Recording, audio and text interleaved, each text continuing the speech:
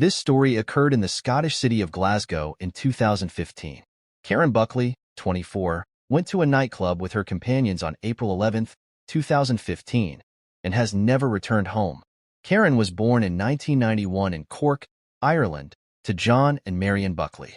Her family had 4 children, and she was the youngest and only daughter.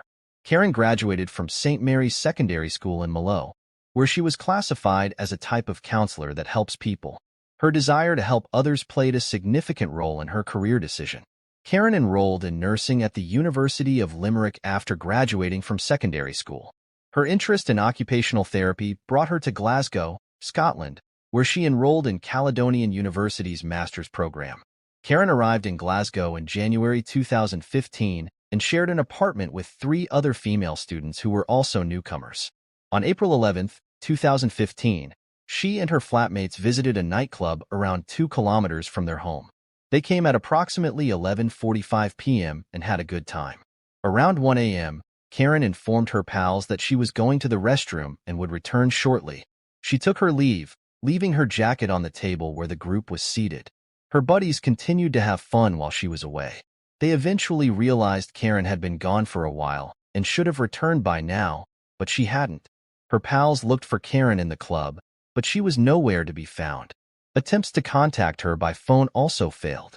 Karen's friends assumed she had gone home, despite the fact that she had not told anyone and had left her jacket there. When they arrived home, the pals found their expectations were incorrect. Karen wasn't present either. Karen's friends' only thinking at that point was that she could meet someone at the club and go with him. With this thinking, the girls went to bed. When Karen's neighbors awoke around midday, they were astonished to see that she had not returned home. Attempts to call her again had no results. Karen did not respond to social media messages or log into any of them. Karen's friends had only known her for a few months, but they realized her behavior was out of character.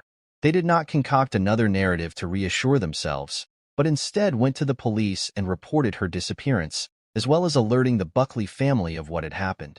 The Scottish police deserve credit for quickly beginning their hunt for Karen.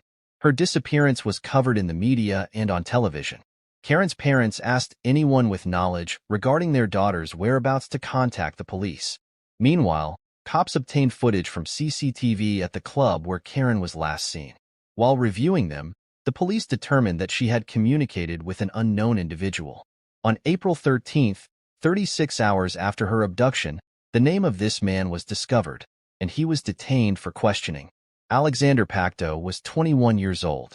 He confirmed that he had met Karen that night and that they had returned to his flat on Dorchester Avenue, which was about 3 kilometers from the club. He also revealed that they had been intimate with one another.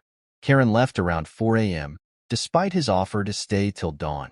Alexander further alleged that during their intimacy, Karen banged her head on the corner of the bed, causing a cut and leaving markings on the covers.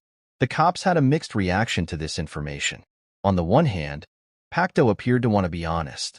On the other hand, he appeared to be anticipating the events and attempting to describe what the police may discover if they searched his residence. On the same day, April 13th, a man called the police to say he had found a woman's pocketbook. After further investigation, it was discovered that he had found it at the park near Alexander Pacto's home, and it was Karen's pocketbook. It had her phone and paperwork. This revelation gave Pacto's account of events greater credibility. Something may have happened to Karen after she left his flat. Meanwhile, the search for Karen remained active. Hundreds of police personnel scoured parks and forests, bodies of water, and abandoned buildings for any clues that could aid the inquiry. At this point, the police had only Alexander Pacto as a suspect. He was the last person to see Karen. Investigators did not reveal any details about their suspect and kept his name a secret. However, journalists learned about it 2 days after Karen's disappearance, when police searched his residence in the nearby neighborhood. Reporters from one of the newspapers interviewed other inhabitants of the building, and Alexander Pacto's name has now become public. This is significant, but we shall return to it later. So the cops got a search warrant for Pacto's apartment. The first thing they noticed when they walked in was the heavy bleach odor. They also discovered that his mattress did not fit the dimensions of the bed. Small dark red spots were discovered on the bed and in the bathroom. Samples were sent for examination. The unit also contained a toolbox and plenty of cleaning materials. A police dog trained to find bodies indicated near Pacto's automobile. While waiting for a search warrant for the vehicle, detectives discovered that Alexander Pacto had brought his car to a salon for cleaning the day before, but the work appeared to be of low quality. During the search, the identical little dark red spots were discovered on the interior of the passenger door, and samples were sent to the laboratory. Karen's death seemed increasingly likely with each new finding, yet the search for her continued. As previously indicated, journalists were able to obtain the suspect's name, and the next day, an image of Alexander Pacto appeared on the front page of one of the newspapers. Surprisingly, this step by the press proved beneficial to the investigation. An individual who spotted Pacto's photo in the newspaper contacted the police and supplied some fascinating information. He stated that he had previously worked with Alexander and is aware that he rents a warehouse on a farm outside of Glasgow. The farm's address is around 9 kilometers from Pacto's apartment. Any leads were valuable, and the information gathered was investigated. The farm's owner verified that Pacto rents a storage area from him for £10 each week. This is the location in the storage area.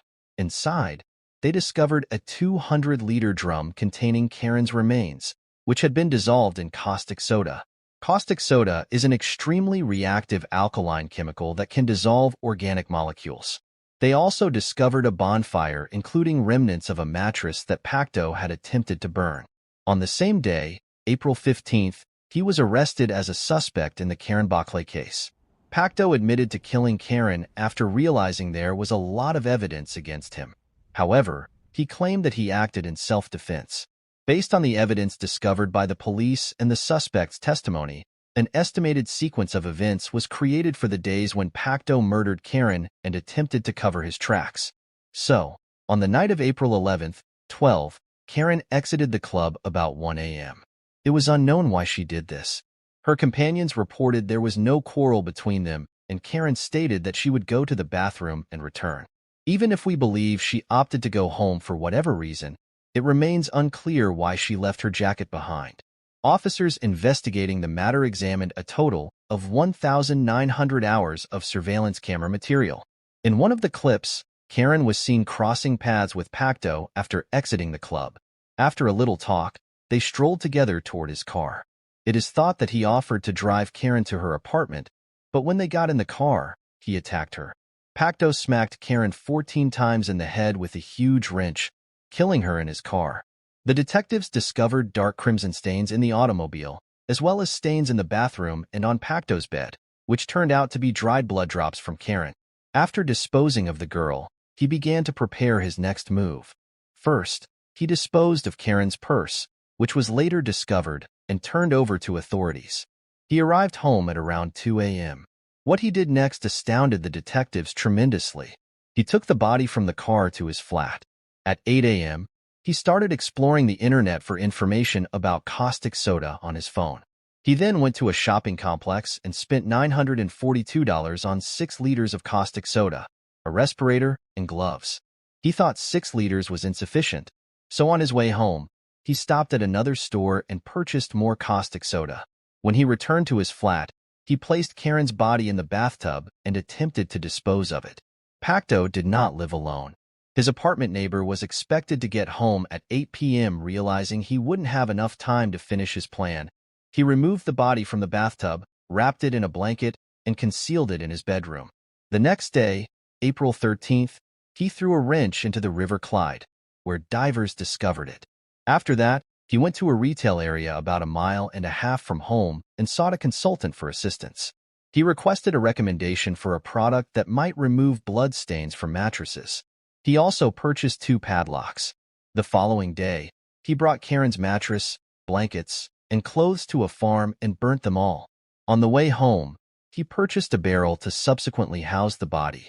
Around 2 p.m., he brought the barrel to a rented warehouse, poured in the remaining caustic soda, secured the gate with the 2 padlocks he purchased, and returned home. The cops arrived at his house at 6 p.m. and took him in for interrogation. You know what happened next. Pacto confessed to his guilt, but his motive was unclear. He claimed that he killed Karen in self-defense after